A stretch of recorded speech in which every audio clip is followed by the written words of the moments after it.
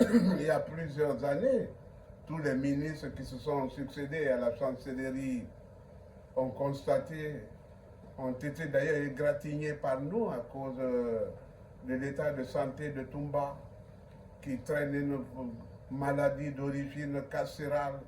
Toumba est un grand guerrier, c'est un homme d'art, c'est un gymnaste qui a été privé de tous ses mouvements et qui, pour les avoir essayé simplement à attraper cette maladie, elle est désormais d'ordre carcéral. Elle n'a pu être provoquée que par le fait de la prison. Toumba, jusqu'à ce jour, ne peut pas aller au salon d'accueil où les dadis, tout le monde part pour recevoir repas et amitié pour discuter avec leurs visiteurs. Le droit de visite de Toumba avait été réduit à son père et à sa sœur. Il y avait que moi à l'époque pour être avec lui enfermé dans une cellule surchauffée sur un lit, un canapé fait de mains de prisonniers imparfaitement rabotés, plein de punaises et de puces que personnellement j'ai eu à transporter, à en transporter à la maison. Il a fallu désinfecter les lieux. Sa maladie a été annoncée. Pendant que quand on arrêtait les politiques, pendant au cours des manifestations, tout de suite ce sont les cliniques qui les recevaient. Toumba n'a jamais eu un soin, même infirmier. Il n'a jamais avalé un comprimé émanant de l'État. Aucune ordonnance n'a été honorée. D'abord, il n'a été jamais examiné. Il n'a été vu que par la maison, par l'hôpital Ignace Dine, pour vérifier que, effectivement, la pathologie telle qu'elle est dénoncée est vraie. C'est pourquoi il y a eu les cardiologues qui sont venus pour voir si Toumba pouvait se prêter à la chirurgie, à intervenir.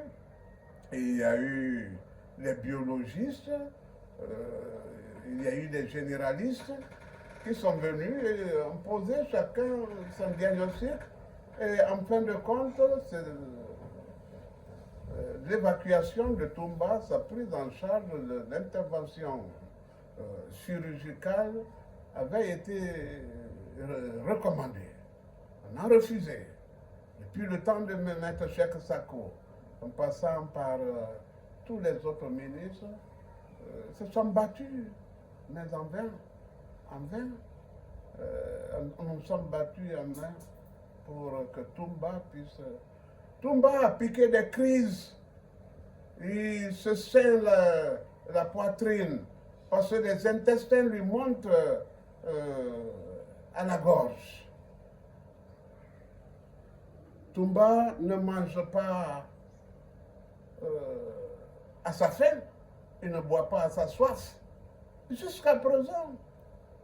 Et quand Toumba se remuait à la barre pendant le procès, c'était le fait de la douleur. Il nous a dit de ne plus en parler, puisque l'intention des autorités était de le voir mourir de la plus belle mort. On lui avait affublé de tous les maux d'Israël, mais ça n'a accouché que d'une souris, parce qu'aucune partie civile, personne n'a indexé Toumba comme l'ayant même arraché un seul cheveu, mais qu'il a été un sauveur qui a évité à la Guinée de tremper dans une guerre civile, puisque tous les leaders politiques devaient être tués. C'était la programmation telle que le CNDD l'avait en vue. Toumba n'a pas besoin de gouvernement pour aller se faire soigner. Si ce sont les ressources de l'État, ça va. Mais il n'a besoin que d'être autorisé à le faire, à se sauver lui-même si ça doit coûter trop cher à l'État. Mais notons que Toumba a eu la sympathie des autorités, la pitié des autorités, au point qu'un passeport lui a été accordé. Des frais ont été mis à sa disposition pour aller se faire soigner à l'hôpital militaire de Rabat. Il devait voyager il y a 2 mois de cela, environ 2 mois, à 22h30. Il avait déjà fait ses affaires, sa valise, quand le ministre de la Justice est venu le rencontrer dans sa cellule pour lui dire qu'il ne pouvait pas partir. Le motif, c'est que le ministre des Affaires étrangères de notre pays n'avait pas pris connaissance, informé son homologue de Rabat, comme s'il s'agissait d'une visite officielle, une visite, c'est très sérieux. Et il a donc dit que ce voyage devait être ajourné pour quelques heures, le temps de remplir cette formalité, qu'il n'a jamais vu le jour, et le ministre a mis ce dossier dans l'oubliette, calendes grecque. J'ai personnellement rencontré le ministre des Affaires étrangères, qui m'a rassuré n'avoir jamais été contacté, même téléphoniquement, a pris forte raison par écrit par le ministre de la Justice pour le cas concernant Toumba.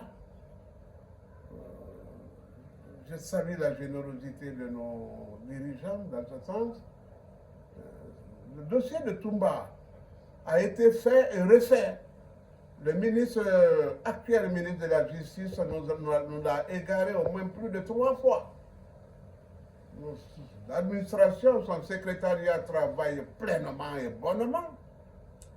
Et les dossiers parviennent sur sa table, à en juger même par les décharges du secrétariat. Mais le ministre se considère comme un obstacle à la libération de Toumba, à ses soins. Et Toumba n'a jamais demandé qu'il soit gracié. Il a demandé à ce qu'il soit jugé.